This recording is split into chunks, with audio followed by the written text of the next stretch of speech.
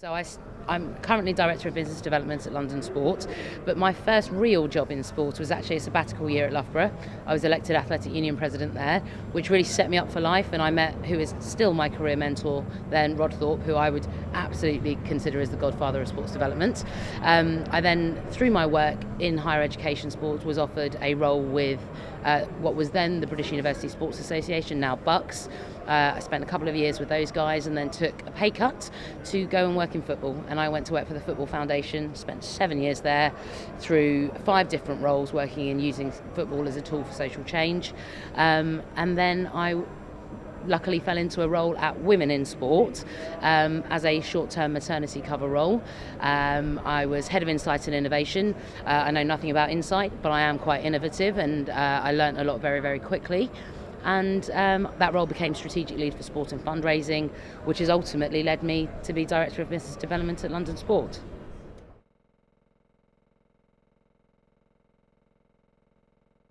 So I have 3 key responsibilities. The first one is obviously business development, and that role is really to make London investable, make it an asset and bring investment into London.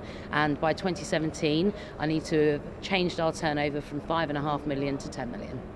My other 2 responsibilities are marketing and communications.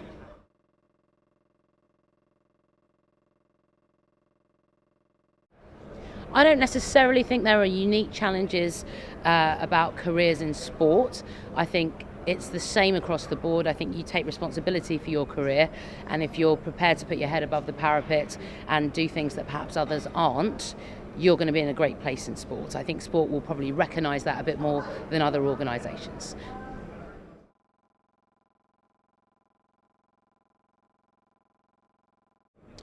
For me, it came from Rod actually, and it wasn't necessarily a piece of advice. It was me sitting next to him throughout my year as Athletic Union President and just watching him operate, watching him find solutions and be diplomatic. I've never heard him raise his voice, I've never heard him argue with anyone, and that's how I've approached my career.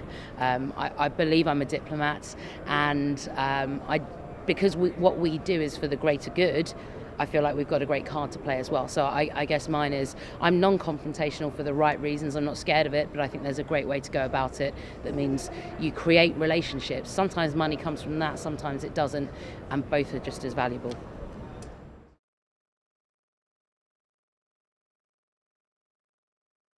Passion, first and foremost. If you speak from here as well as from here, I think you connect with people on a different level.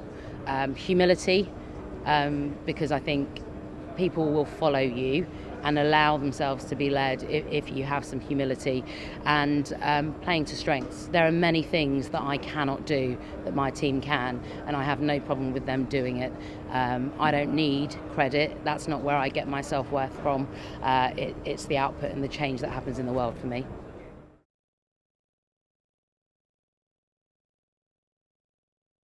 I think I've probably answered that. It's Rod Thorpe. I was lucky enough to be at Loughborough working with him at the time that he just changed the way that organisations like the English Institute of Sport worked with higher education.